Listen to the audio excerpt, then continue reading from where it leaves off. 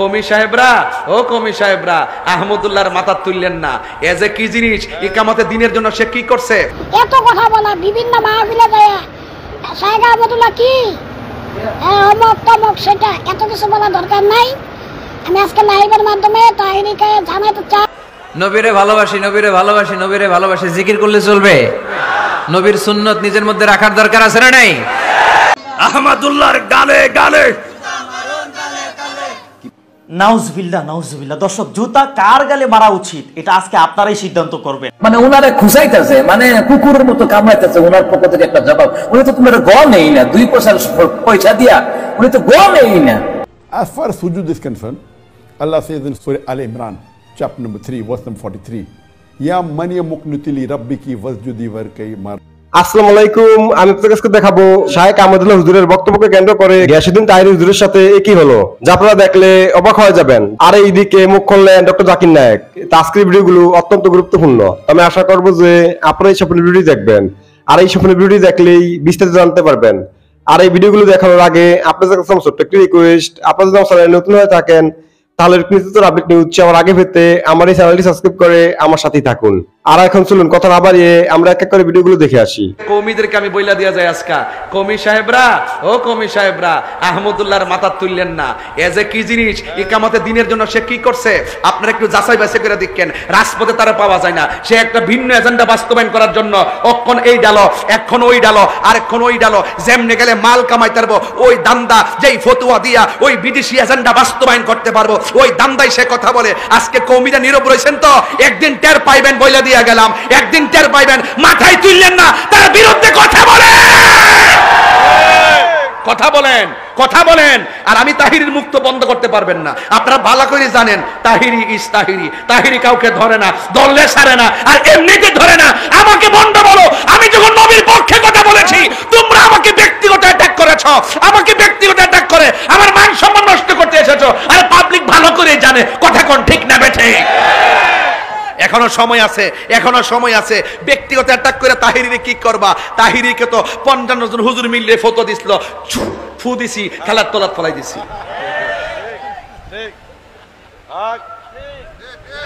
তাহিরি সাহেব যেখানে আমরা আছি সেখানে, নবীর সুন্নাত যেখানে আমরা আছি সেখানে, দয়াল নবী যেখানে আমরা আছি সেখানে, বাতিলরা যেখানে আমরা নাই সেখানে। শাহজালালের তলোয়ার সুন্নিয়তের তলোয়ার, তাহিরির তলোয়ার। আমার তলোয়ার নাই, সরেন থেকে আজের দরবার লাগাইবো। আমার কোনো তলোয়ার নাই, আমার কোনো লাঠি নাই, আমার তলোয়ার হইল দলিল। কথা কোন ঠিক না বেটি? আমি ওই যে আমিয়াপুর যাই বলছিলাম আল্লামা হাফেজ এম এ জলিল সুন্নিয়তের দলিল। কথা কোন ঠিক না? আমি বলছিলাম। যাই হোক যুবক ভাইরা আমার, নবীর পক্ষে থাকতে চান কি চান না? আরো যারা নবীর পক্ষে থাকতে চান কি চান না? এই জন্য যুবক ভাইরা আমার কথা মজা লাগে না কওমি ভাইরা? ও ইউনিটি, ইউনিটি আকীদার জলাঞ্জলি দিয়ে আবার তাদের সঙ্গে কিসের ইউনিটি? হ্যাঁ, যারা মুখে এক কথা কলিজার ভিতরে আরেক কথা, যারা নবীরে মানে না, এমনিতে রাজপথে স্লোগান দেয়ালাইন। কোন এমপি মন্ত্রী যদি কোন রকম একটা কথা ক, রাজপথ দিয়ে কাফাইলান, ফাঁসি দিতে হইব, জেলও নিতে হইব। এখন কথা কন না কি লাগিয়া নবীরে 40 বছর পর্যন্ত নবী মানতে চাই না, এরপর আবার ঘুমটা লাগায় বইয়া রইছে। আবার আপনারা কন যে হ্যাঁ ঠিক আছে, হ্যাঁ ঠিক আছে, থাকলে তার পক্ষ থেকে আপনি চ্যালেঞ্জ গ্রহণ করেন না, দেখি না আপনার দূরটা কতটুকু। অন্যায়কে অন্যায় বলেন, অপরাধীকে অপরাধী বলেন, নবীর দুশমনকে দুশমন বলেন। কথা কোন ঠিক কিনা? এই রূপগঞ্জের বাসী, কেউ যদি বলে যে নবী দুনিয়া থেকে আসার পরে 40 বছর পর্যন্ত নবী ছিল না, আপনি কি তার কথা মানবেন? তাহলে ফেসবুকে তার দালালি করেন কেন? ফেসবুকে তার দালালি করেন কেন? আমারে গালি দেয়, আমার গালি দেয়, আমরা মাজার পূজারি, তোরা যে শায়েক পূজারি।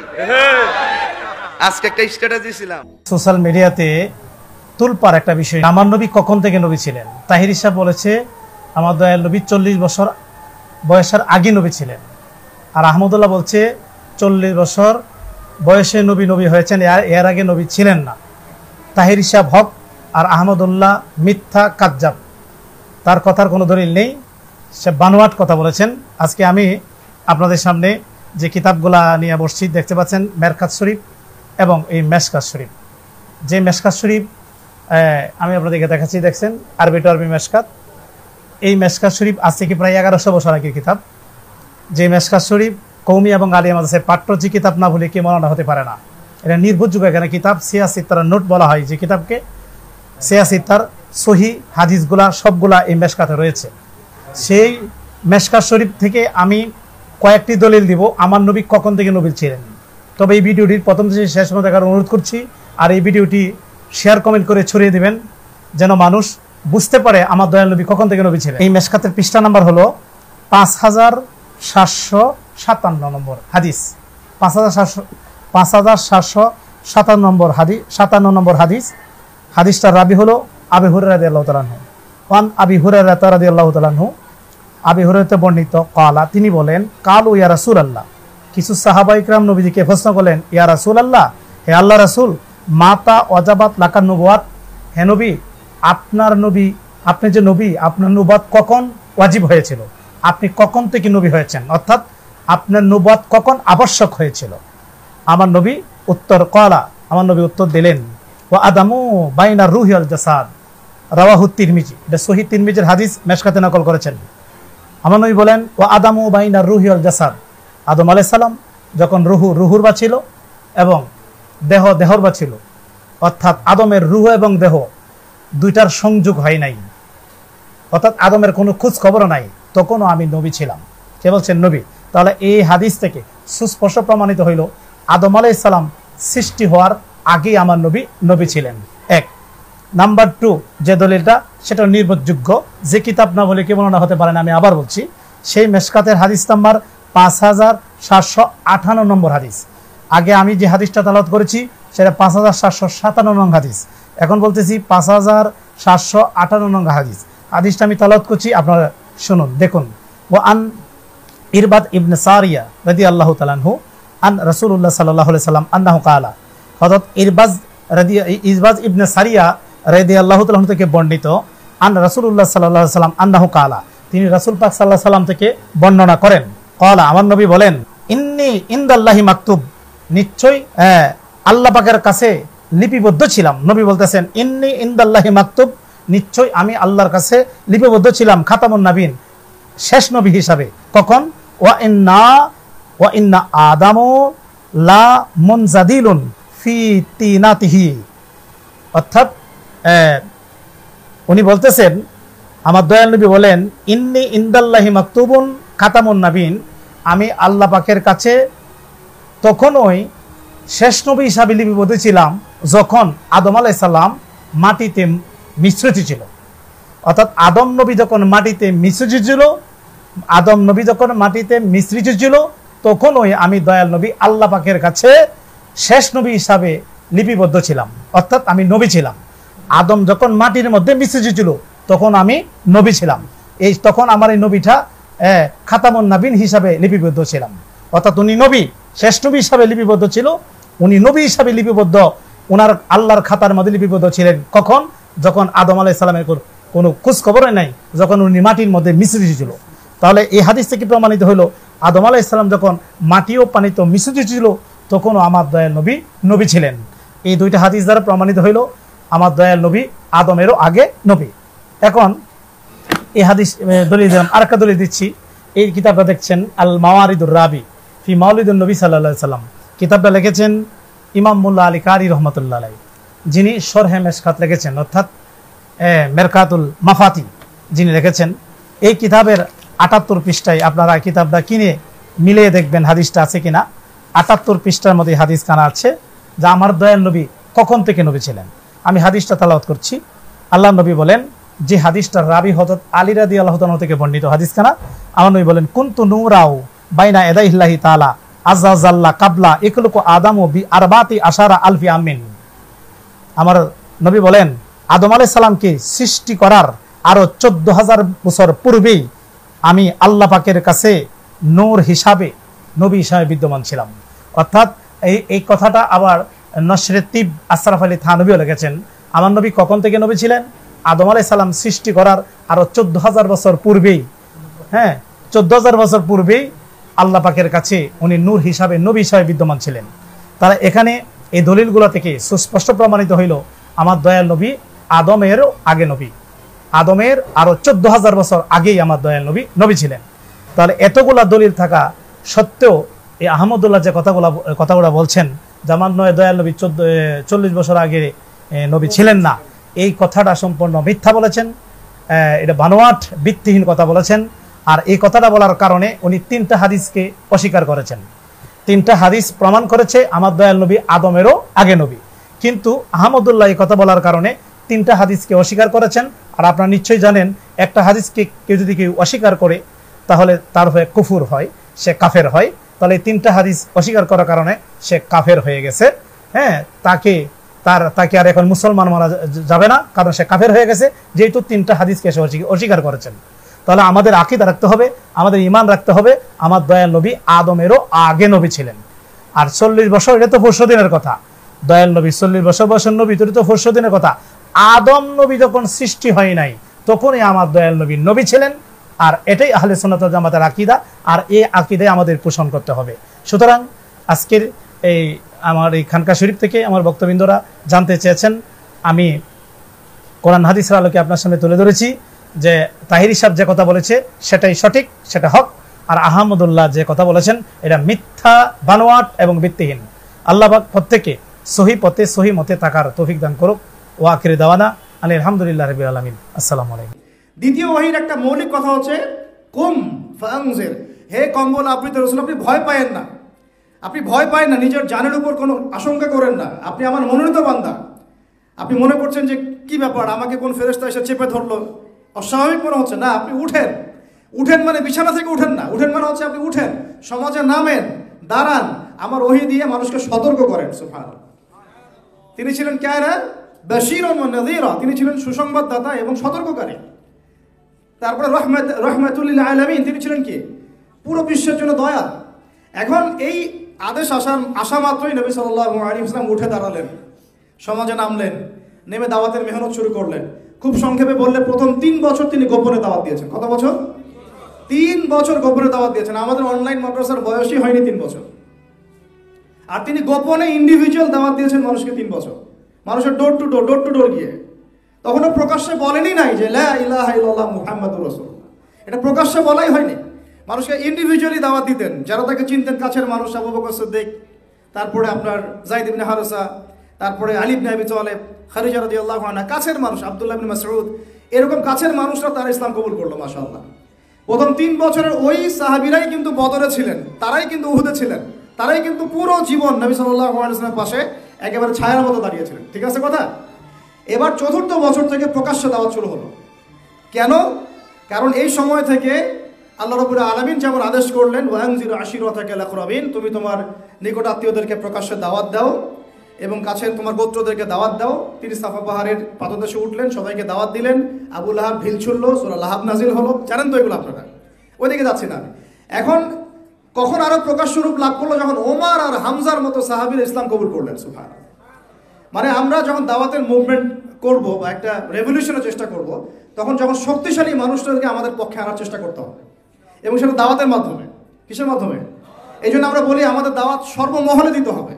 আবার যুবকদেরকে, যুবতীদেরকে, আমাদের বাচ্চাদেরকে, আমাদের মা বোনদেরকে, আমাদের সরকারকে, প্রশাসনকে, মানে প্রত্যেকটা সেক্টরের ভাই বোনদেরকে খুঁজে খুঁজে দাওয়াত দিতে হবে। কাউকে দূরে ঠেলে দেওয়া যাবে না। কে জানে তাদের মধ্য থেকে হামজা বের হতে পারে কিনা? তাদের মধ্য থেকে ওমর ইবনে খাত্তাবের জন্ম হতে পারে কিনা? এইটা আমাদের কাজ। নবী সাল্লাল্লাহু আলাইহি ওয়াসাল্লাম 4র্থ থেকে 10ম এই 7টা বছর এইভাবে প্রকাশ্যে দাওয়াত দেওয়া শুরু করলেন, যখন হামজা, ওমর এইরকম বড় বড় কিছু সাহাবী ইসলাম কবুল করলেন এবং আল্লাহ পাক আদেশ করলেন।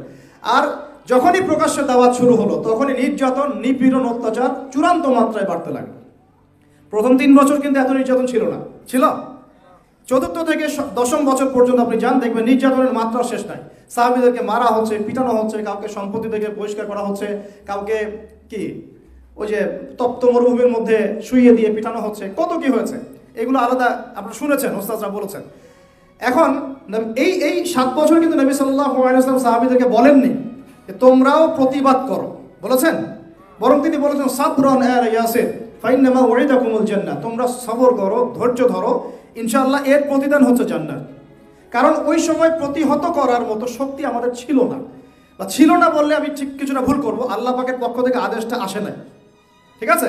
ওই সময় কিন্তু হামজা রাদিয়াল্লাহু আনহু বলছিলেন যে ইয়া রাসূলুল্লাহ আর কত, আপনি বললে আমরা এখন প্রতিবাদ করি। হ্যাঁ, একদিন একজন সাহাবী এসে বলছেন ইয়া রাসূলুল্লাহ আর কত সহ্য করবো, আপনি বদদুয়া করেন ওদের প্রতি। নবী সাল্লাল্লাহু আলাইহি ওয়াসাল্লাম বলছেন না, একদিন দেখবে আমার এই দিন মাশরিক আর মাগরিবে পৌঁছে যাবে, ওই সুদূর হীরা নগরী থেকে একজন আসবে, এসে তাওয়াফ করে যাবে, হজ করে যাবে, কেউ তার কোনো ক্ষতি করবে না, আল্লাহকে ছাড়া সে কাউকে ভয় করবে না। ওয়ালাকিন্নাকুম তাস্তাজিলুন, কিন্তু তোমরা খুব তাড়াহুড়া করছো। কি করছো? এই ভুলটা আমরা করছি বাংলাদেশের মানুষ। আমরা দিন প্রতিষ্ঠার ক্ষেত্রে এই ভুলটা করছি, আমরা খুবই তাড়াহুড়া করছি। আমরা মনে করছি যে এখনই করতে হবে, এভাবেই করতে হবে, আজকেই করতে হবে। একটা সিলসিলা আছে, একটা ট্র্যাক আছে, একটা কনস্ট্রাকটিভ সিরাতের আমাদের সামনে রোল মডেল আছে, আমাকে সেই পথে হাঁটতে হবে। এবং নবী সাল্লাল্লাহু আলাইহি ওয়াসাল্লাম সাহাবীদের মধ্যে ঐক্য রেখেছিলেন, বিভক্ত হয়ে যান নাই, আমরা বিভক্ত হয়ে গেছি। তিনি যা আদেশ করতেন সাহাবীরা সামি'না ওয়া আতা'না, শুনলাম মানলাম। আমাদের জনগণ এমন না, শোনে মানে এমন না, একটা কথা বলবেন উল্টাটা করবে। এখানে জামাআ পাবেন না, আপনি ইমারা পাচ্ছেন না, একজন সুযোগ্য নেতা পাচ্ছেন না যার আন্ডারে সবাই পিছনে গিয়ে দাঁড়াবে। আছে? বলেন সত্যি কথা? নাই, সবাই সবার মতো কাজ করছি আমরা। ওকে ফাইন, কাজগুলোকে সমন্বয় করতে হবে, এটা হচ্ছে আমাদের কাজ, আমাদের একটা ভিশন। এখন নবী সাল্লাল্লাহু আলাইহি ওয়াসাল্লাম এই 7 বছরে আমাদেরকে অস্ত্র হাতে প্রতিহত করতে বলেন না, বরং তিনি বলেছেন সবর করতে, হিকমার সাথে দাওয়াত দিতে। ওরা যদি আমাদেরকে খারাপ কিছু থ্রো করে, আমাদেরকে ভালো থ্রো করতে বলা হয়েছে, ঠিক আছে? ওরা খারাপভাবে যদি আমাদের সাথে কোনো অ্যাটিটিউড করে, অ্যাটেম্প নিয়ে আসে, আমাদেরকে বলা হচ্ছে তোমরা কল্যাণ দিয়ে এর প্রতিবাদ করো, আরো ভালোটা দিয়ে। নবীরে ভালোবাসি, নবীরে ভালোবাসি, নবীরে ভালোবাসি জিকির করলে চলবে? নবীর সুন্নত নিজের মধ্যে রাখার দরকার আছে না নাই? দেখবেন বেশি বেশি আশেকে রাসূল বলে মুখে ফেনা তোলে, ওদের ব্যক্তিগত জীবনে ওরা ট্রান্সপারেন্ট না, স্বচ্ছ না, লেনদেনে ভেজাল, স্ত্রীর সাথে ভালো আচরণ করে না, মা বাবারে ভাত দেয় না, এলাকার লোকজন ওরা দেখতে পারে না, হিংসা করে, অহংকার করে, আরেকজনের ভালো সহ্য হয় না। তো রাসূলের সুন্নাহ কি এটা? তুমি কিসের আশেকে রাসূল মিয়া? তুমি আশেকে শয়তান। আশেকে রাসূল হতে হলে তোমাকে তো রাসূলের আদর্শ ধারণ করতে হবে। রাসূলকে আমরাও ভালোবাসি, আমরা সবাই ভালোবাসি, কিন্তু শুধুমাত্র ভালোবাসা আমার মুক্তি নিশ্চিত করতে পারবে যদি আদর্শে গন্ডগোল থাকে। কথা বলেন? তার প্রমাণ আল্লাহ রাসূল সাল্লাল্লাহু আলাইহি ওয়াসাল্লামের চাচা আবু তালেব আল্লাহ রাসূলকে ভালোবাসতো না? শুধু ভালোবাসতো, কলিজার চাইতো বেশি ভালোবাসতো। কিন্তু নাজাত কপালে জোটে নাই, মুক্তি নিশ্চিত হয় নাই, কারণ আদর্শিক দ্বন্দ্ব। কি দ্বন্দ্ব? জন্মের আগে প্রিয় নবী বাবা হারালেন, 6 বছর বয়সে মা হারালেন, 8 বছর বয়সে দাদা হারালেন, এবার আছে শুধু একজন চাচা। এমন চাচা বাবার চেয়েও বেশি আদর করে বিষ্ণু ইসলামকে লালন পালন করলেন। এ আবু তালেবের ভয়ে আবু জাহেল আমার প্রিয় নবীর গায়ে হাত লাগাতে পারে নাই। তার মানে ভালোবাসায় কোনো ভেজাল? ভেজাল আদর্শে। ভেজাল কিসে? শেষ নিঃশ্বাস ত্যাগ করার আগে আবু তালেব অসুস্থ, আবু জাহেল উতবা সাইবা একদিকে, আমার নবী আরেক দিকে। আমার প্রিয় নবী বললেন, চাচা আজীবন আপনি ছাতার মতো আমাকে আশ্রয় দিয়েছেন, আজীবন আপনি বাবার মতো কোলে পিঠে করে মানুষ করেছেন, একবার শুধু আমার কানে কানে বলেন লা ইলাহা ইল্লাল্লাহ মুহাম্মাদুর রাসূলুল্লাহ, বাকিটা আমি আল্লাহর সাথে বুঝে নেব। কিন্তু আবু জাহেলও পাশে আছে না নাই? আবু জাহেল কয় না, আবু তালেব খবরদার, আজীবন যে শিরকি ধর্মের উপরে ছিল ওইটার উপরেই থাক, বাপ দাদার ধর্মে চুনকালি মাখিস না। একবার আবু তালেব প্রিয় নবীর নুরানি চেহারার দিকে তাকায়, মনে মনে ভাবে এখনই পড়ে ফেলি কালিমা, মুহাম্মদের আদর্শই আমার আদর্শ বানায় ফেলি। আবার যখন আবু জাহেল উতবা সাইবার দিকে তাকায়, মনে মনে ভাবে না, আগের ধর্ম ছাড়তে চাই না। এই দোটানা অবস্থা থেকে শেষ নিঃশ্বাস ত্যাগ করার আগে আবু তালেব এটা বলে মারা গিয়েছে, আলা মিল্লাতি আব্দুল মুত্তালিব, আমি আব্দুল মুত্তালিবের শিরকি ধর্মের উপর থেকে শেষ নিঃশ্বাস ত্যাগ করলাম। তার মানে আল্লাহর দেয়া বিধান অনুযায়ী সে জান্নাতি না জাহান্নামী? শুধু যে নবীরে ভালোবাসছিল কোনো কাজে আসছে? কথা বলেন। তাহলে শুধু ভালোবাসা আমারে বাঁচাতে পারবে না, নবীর ভালোবাসার পাশাপাশি আমার নবীর আদর্শ জীবনে থাকার দরকার আছে না নাই? তুমি আশেকে রাসূল, তুমি খাদ্যে ভেজাল দাও, তুমি আশেকে রাসূল, তুমি ওজনে কম দাও। তুমি আশেকে রাসূল, তুমি দেশের টাকা বিদেশে পাচার করো, তুমি গীবত করো, তুমি হিংসা করো, তুমি অহংকারীদের রাজা। তোমার এই ভালোবাসা তোমারে বাঁচাতে পারবে যদি আদর্শে দ্বন্দ্ব থাকে। আমরা আল্লাহ রাসূলকে ভালোবাসি, রাসূলের আদর্শও মেনে নিয়েছি, কারণ আমার নবীর আদর্শই আমার। কথা কি বুঝতে পেরেছেন? এজন্য রাব্বুল আলামিন বলেন, ওয়ামা আতাকুমুর রাসূলু ফাখুযুহু ওয়ামা নাহাকুম আনহু ফান্তাহু ওয়াত্তাকুল্লাহা ইন্নাল্লাহা শাদীদুল ইকাব।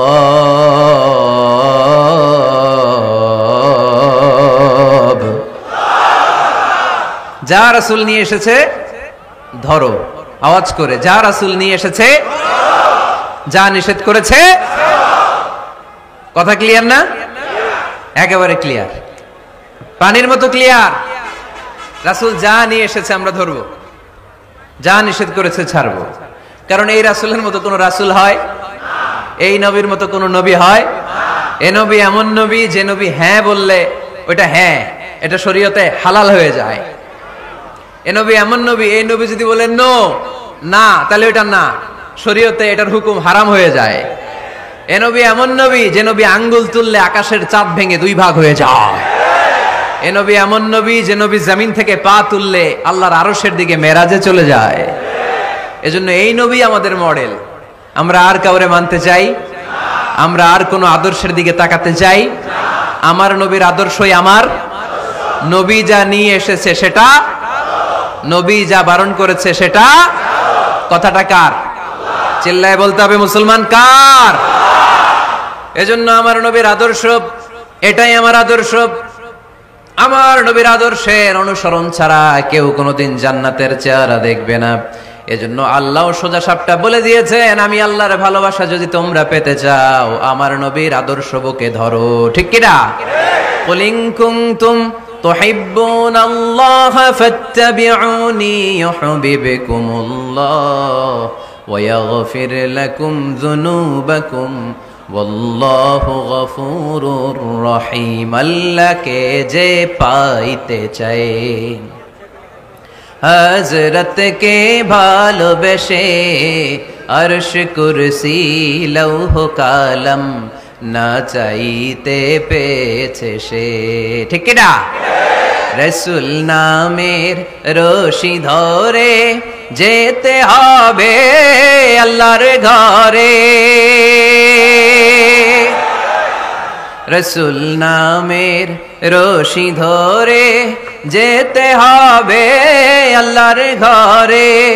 নদী তরঙ্গে যে পড়েছে ভাই দরিয়াতে সে আপনি মেশে, হযরতের অনুসরণে আরশ কুরসি লৌহ কালাম না চাইতে পেয়েছে সে। ঠিক কিনা? আল্লাহর ভালোবাসা যদি চাই, নবীর অনুসরণের দরকার আছে না নাই?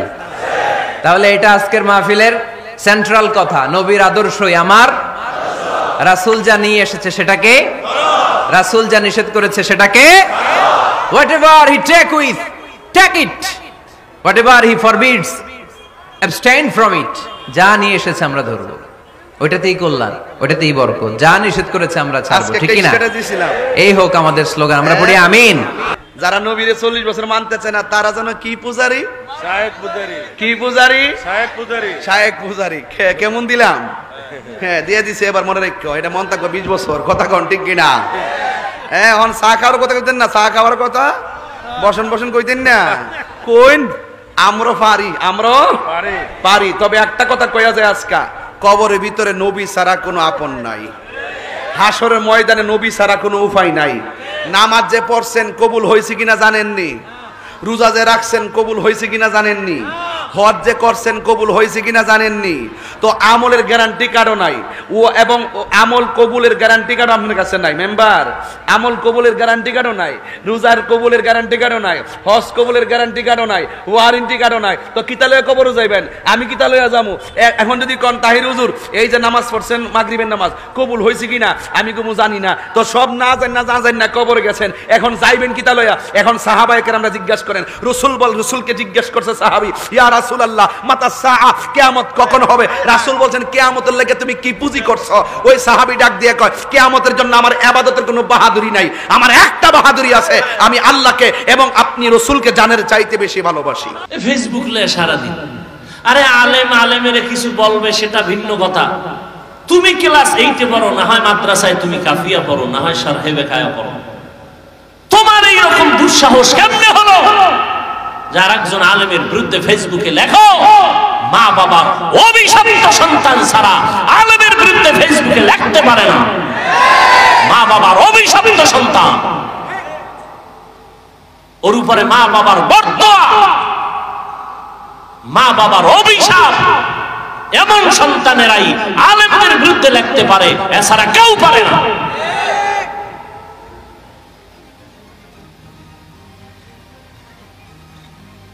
আল্লাহ হেদায়াত দান করুন, আল্লাহ আমাকে হেদায়াত দান করুন, আপনাদেরকেও হেদায়াত দান করুন।